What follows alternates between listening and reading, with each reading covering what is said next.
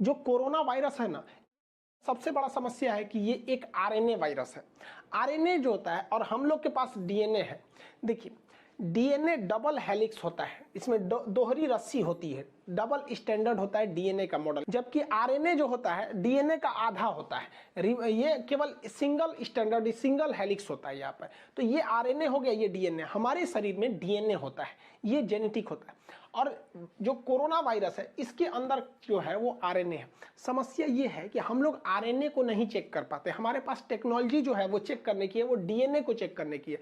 जैसे आपके बच्चे की शक्ल अगर आपके पड़ोसी से मैच करने लगती है ना, तो हम लोग डीएनए चेक करते हैं। कोरोना में डीएनए है ही नहीं है, तो चेक कैसे करेंगे?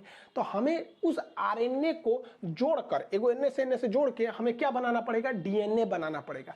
तो डीएनए जो होता है ये डबल स्टैंडर्ड होता है। इसका एक हिस्सा तोड़ दीजिएगा तो आरएनए बन जाता है। इस तोड़ने की क्रिया को ट्रांसक्रिप्शन कहते हैं। तोड़ने की क्रिया को ट्रांसक्रिप्शन कहते हैं। लेकिन कोरोना में तो ये तो पहले से टूटल है, एक वही है, तो इसे जोड़ना होगा। तो इसे हमें आरएनए से वापस डीएनए बनाना होगा। तो जब डीएनए से आरएनए बनाए थे तो ट्रांसक्रिप्शन था, तो वापस आरएनए से जब डीएनए बनाएंगे तो उसे कहेंगे रिवर्स ट्रांसक्रिप्शन। तो हमें कोरोना की जांच करने से सबसे पहले कोरोना के अंदर जो आरएनए है उसे जोड़कर हमें क्या बनाना पड़ेगा? डीएनए बनाना पड़ेगा। इस क्रिया को कहते हैं रिवर्स ट्रांसक्रिप्शन, इसी को कहा जाता है आरटी। तो कुछ लोग इसको रियल टाइम कह रहा है, इसे कहा जाता है आरटी। और पीसीआर का होता है क्या? पॉलीमेराज चेन रिएक्शन। तो ये क्या किया जाता है? कई तो चेन बनाने होते हैं, कई सर्किल बना के होता है। जैसे मान के चलिए एक यहाँ सर्किल, दो सर्किल बना दिए यहाँ पर, तो दो हो गया यहाँ पर। तो ऐसे करके चेन बनाया जाता है। तो रिवर्स ट्रांसक्रिप्शन पॉलीमेराज चेन रिएक्शन, इसी आधार पर कोरोना जो होता है उसकी जांच किया जाता है। अब इसमें क्या जांच करते हैं समझिए। आपके नाक से लिया जाता है स्लाइवा, या मुंह से क्या लिया जाता है? स्लाइवा को लिया जाता है। इस स्लाइवा में है आपका आरएनए, उसे हम रिवर्स ट्रांसक्रिप्शन के द्वारा बनाएंगे डीएनए। और डीएनए के बाद हम इसे मशीन में डालेंगे, इस ये आरटीपीसीआर की जो मशीन है। अब इस मशीन में हम इसका साइकिल बनाएंगे डीएनए का। कितने साइकिल बनाएंगे तो ध्यान से समझिएगा, यहीं पर होता है आपका साइकिल थ्रेशोल्ड। क्या है? वैज्ञानिकों ने या लैब वालों ने एक फिक्स वैल्यू रखा है यहाँ पर, थ्रेशोल्ड वैल्यू। यह है थ्रेशोल्ड वैल्यू। इनका जांचना है कि कोरोना के कितने चेन बनाए जाए। ये आरएनए का है, देखिए आरएनए का कितना चेन बनाया जाए कि उसके अंदर हमको कोरोना वायरस दिख जाए। आरएनए को किस में बदलना है? डीएनए में। और इसमें कितने चेन बनाए जाए कि हमको कम से कम क्या दिख जाए? कोरोना वायरस दिखाई दे दे। तो एक एवरेज वैल्यू निकाला गया कि कितने चेन घुमाना है? 35। 35 चेन घुमाएंगे और इस 35 घुमाने तक में अगर कोरोना मिल गया तो हम कहेंगे कि भैया ये कोरोना पॉजिटिव है। लेकिन 35 चेन घुमा दिए, यानी आरएनए का 35 डीएनए, मतलब समझिए टेक्निकल भाषा में, उसे चेन घुमा दिए और 35 घुमाने के बाद भी नहीं मिला तो कह देंगे भैया तोरा में कोरोना वायरस मिल ही नहीं रहा। ऐसे समझिए नॉर्मल भाषा। ये जो जूस बनाने वाली मशीन होती है, इसमें आप मौसमी या कुछ भी डालते हैं और इधर से आप नचाते हैं। तो आप बताइए, पहला बार नचाते हैं तो क्या उसमें से रस निकलता है? नहीं। 2-3 बार ऐसे नचाइएगा तो नहीं निकले, उसके बाद उसमें से रस निकलता है ना। वैसे ही यहाँ पर भी है। फर्स्ट राउंड में अगर आप आरएनए को घुमाएंगे तो उसमें कोरोना डिटेक्ट नहीं हो पाता है। तो डॉक्टर यही देखता है साइकिल थ्रेशोल्ड में कितना साइकिल घुमाए हैं कि कोरोना निकला है। जैसे हम मौसमी डाल दिए तो कितना साइकिल घुमाएंगे कि मौसमी का रस निकले? कम से कम 4-5 बार घुमाएंगे ना, तभी उसका रस निकलेगा। ऐसा नहीं कि तुरंत दाबते निकल जाएगा। तो मौसमी का सीटी वैल्यू कितना हो गया? 5। कितना पे वो रस फेंका है? ऐसे ही आम का कर देंगे तो आम का तनी और निकलेगा देर में, आम का रस निकलेगा 10 बार में। अमरूद डाल देंगे और कहेंगे कि अमरूद का बताइए तो सीटी वैल्यू को वो साइकिल मारेंगे तो निकलेगा। अमरूद में रसे नहीं होता है, तो 10-15 बार मारेंगे तब रस निकलेगा। वैसे ही हो रहा है कोरोना में जब आरटीपीसीआर किया जा रहा है तो कहा जा रहा है कितना साइकिल करेंगे कि कोरोना डिटेक्ट हो जा रहा है। तो किसी का 5 साइकिल में कोरोना डिटेक्ट हो जा रहा है, तो करे में तो बहुते कोरोना था, 5 बार घुमाए हैं मिल गया। अब किसी में नहीं मिल रहा है, 10 बार घुमा रहा है तब मिल रहा है, तो कह रहा है भैया तोरा में कोरोना तनी कम है। अब किसी में 20 बार घुमाना पड़ रहा है, 20 साइकिल चलाना पड़ रहा है, 20 साइकिल घुमाने के बाद उसमें कोरोना आ रहा है, तो उसका सीटी वैल्यू कितना दे रहा है? 20। किसी का 30 साइकिल घुमा रहा है तब उसमें कोरोना मिल रहा है, मतलब उसमें कोरोना है ही नहीं है, कोना खोज दिया गया है। और किसी का 35 घुमाया गया और तब वो नहीं मिला तो उसे कह देते तुम निगेटिव हो। यानी सीटी वैल्यू ज़्यादा होगा तो ठीक बात है, मतलब कोरोना जल्दी नहीं मिला है। और सीटी वैल्यू कम है, मान के चलिए 2 है सीटी वैल्यू, यानी 2 राउंड मारा धाए दे कोरोना मिल गया, इसका मतलब बहुत ज़्यादा कोरोना है। समझ में आ रहा है कि नहीं? अब किसी का सीटी वैल्यू 30 है, 30 राउंड मारा है तब जाके उसको कोरोना दिखा है। तो सीटी वैल्यू का ज़्यादा होना ये दिखाता है कि कोरोना की मात्रा कम है, और सीटी वैल्यू कम है मतलब तुरंत कोरोना मिल गया, मतलब शरीर में कोरोना की वैल्यू ज़्यादा है। सीटी वैल्यू से आपके स्वास्थ्य पर कोई फर्क नहीं पड़ता। किसी का सीटी वैल्यू ज़्यादा है मतलब कोरोना कम है, तो ऐसा नहीं कि वो खतरे से बाहर है। कोरोना कम रहे या ज़्यादा, इससे कोई फर्क नहीं पड़ता भैया, वो तो एक बार आएगा और खटाखट अपना रेप्लिकेशन करके बढ़ा लेगा। कई बार ऐसा भी देखा जाता है किसी का सलाइवा लेने में कम आ जाता है, कम सलाइवा आता है तो उसका सीटी वैल्यू ज़्यादा आ जाता है, क्योंकि उसमें से कोरोना जल्दी मिलता ही नहीं है। जैसे आप समझिए, दूसरा एग्जाम्पल लेके समझाते हैं।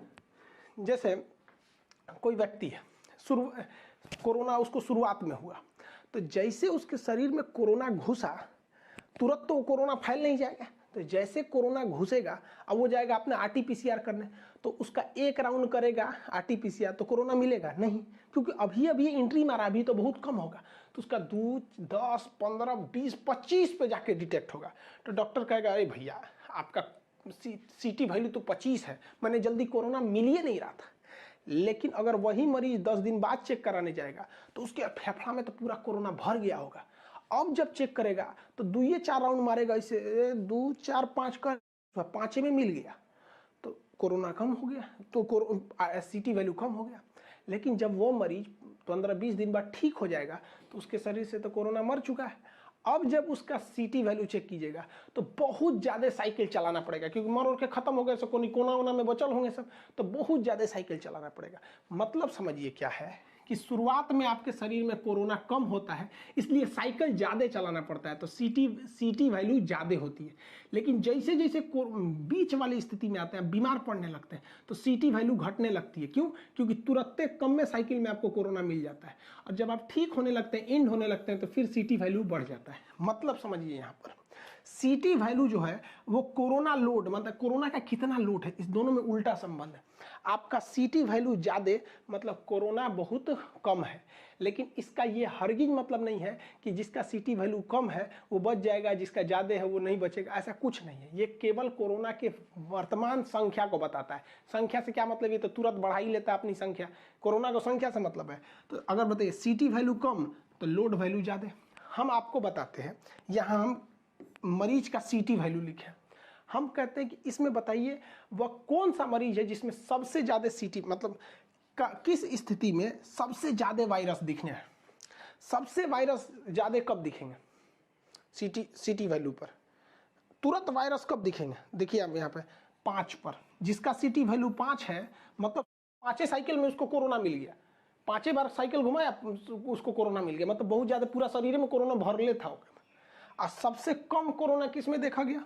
तो जिसका सीटी वैल्यू 32 है, क्योंकि 32 राउंड किया है, खोजते खोजते 5 में नहीं मिला, 15 में नहीं मिला, 25 में नहीं मिला, लास्ट में मिला 32, मैंने बहुत कम कोरोना है।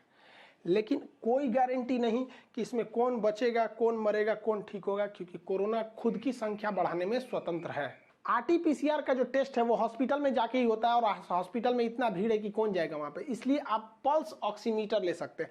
पल्स मतलब आपकी हार्ट बीट भी नाप देगा, ऑक्सीमीटर मतलब ऑक्सीजन लेवल भी नाप देगा। इसके अंदर एक इंफ्रारेड रेज होती है जो आपके ऑक्सीजन लेवल को नाप देती है। इसमें क्या क्या होती है, ये 3 चीज़ों को बताता है। ये इस शेप में होता है मशीन, इसे जिस हाथ को आप ज़्यादा वर्क करते हैं, जैसे हम राइट हैंड वाले हैं तो राइट दाहिने हाथ के इस उंगली में पकड़ेंगे, और जो बाएं हाथ से ज़्यादा काम करता है, लेफ्ट हैंडर होता है, वो उसकी फर्स्ट फिंगर में इस मशीन को लगाएगा। इसको ये ये यहाँ बटन होता है ऑन करने वाला, ये बटन ऑन कर दीजिएगा, उसके बाद से इसमें इसको पकड़ लीजिएगा, 1 मिनट में आपको पूरा बता देगा। अब इसमें 3 चीज़ होता है। पहला होता है saturated pulse oxygen in percentage, यानी आपका परसेंटेज ऑफ ऑक्सीजन कितना है। इसे शॉर्टकट में क्या कहता है, SpO2 परसेंटेज, यानी सेचुरेटेड पल्स ऑक्सीजन परसेंटेज। ये कितना होना चाहिए? तो 94 से ज़्यादा होना चाहिए। याद रखिएगा 94% से ज़्यादा होना चाहिए। यहाँ देखिए, यहाँ लिखा है ना SpO2 परसेंटेज, यानी सेचुरेटेड पल्स ऑक्सीजन परसेंटेज, या 92 है। तो या 92 कैसे हो गया, कोरोना का शक है इस पे। 92 नहीं होना चाहिए, 94 से ज़्यादा होना चाहिए यहाँ पर, ठीक है। दूसरा क्या चीज़ देखा जाता है इसमें, पल्स रेट यानी पीआर, कितना दिल की धड़कन चल रही है। ये 60 से 90 है तो ठीक है, घबराने की कोई बात नहीं है। तो यहाँ देखिए, यहाँ लिखा ना पीआर पल्स रेट कितना है, या 86 है, तो ये तो भैया ठीक है, क्योंकि 60 से 90 के बीच में होना चाहिए, ये तो ठीक है। लेकिन ऑक्सीजन लेवल 92 है, ये गड़बड़ है, ऑक्सीजन लेवल इतना नीचे। इसमें एक और चीज़ होता है, परफ्यूजन इंडेक्स पीआई होता है, ये किसी काम का नहीं होता है कोरोना के लिए। पीआई जैसे यहाँ देखिए पीआई परसेंटेज है, ये परसेंटेज कितना होना चाहिए, 2 से 20 के बीच में रहेगा तो कोई दिक्कत नहीं। जैसे इसका 5.8 है, ये भी ठीक है 5.8। लेकिन हाँ इतना याद रखना है, पीआई जो वैल्यू है, परफ्यूजन इंडेक्स वैल्यू है, वो 0.5 से नीचे नहीं आना चाहिए। देखिए ये तो ऑक्सीजन लेवल बता देता है, ये तो दिल की धड़कन बता देता है। ये क्या बताता है, पीआई रेट यानी परफ्यूजन इंडेक्स बताता है कि कितने अंदर तक ऑक्सीजन पहुंच रहा है, यानी अंतिम नस तक भी पहुंच रहा है कि नहीं पहुंच रहा है।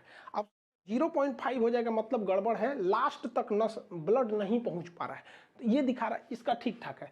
ये पीआई जो होता है 2 से 20 के बीच में होना चाहिए यहाँ पर। अब देखते हैं हम लोग 21 का कौन है, तो 94 से कम होगा तो दिक्कत हो जाएगा। जैसे हम आपको यहाँ दे देते हैं, देखिए यहाँ पर दे रहा है percentage of saturated pulse oximeter oxygen, बताइए इसमें कितना है, 97, ठीक है कि नहीं, तो ऑक्सीजन लेवल ठीक है। और ये इसका पल्स रेट जो यहाँ दिया है 83 है, ये भी सही है, 60 से 90 होना चाहिए। इसका चेक करते हैं, इसका ऑक्सीजन लेवल 99 है। भाई साहब इतना खतरनाक आदमी भगवान है क्या ही है, 99 ऑक्सीजन लेवल, इसको कोरोना नहीं है। और इसका पल्स रेट 68 है, सही है, ये 60 से 90 होना चाहिए यहाँ पर। और ये कितना होना चाहिए, 94 से ज़्यादा होना चाहिए, तो सही है ये यहाँ पर। दूसरा एक स्लाइड देखते हैं यहाँ पर, इसका बताइए आप बताइए इसका ऑक्सीजन लेवल कितना है, वीडियो रोक के कमेंट कीजिए। ऑक्सीजन लेवल ये है या ये है। ऑक्सीजन लेवल के लिए क्या लिखा रहता है, SpO2, O2 से भी आप पकड़ लेंगे, 97 है, 1 नंबर है, बहुत ज़्यादा ऑक्सीजन है।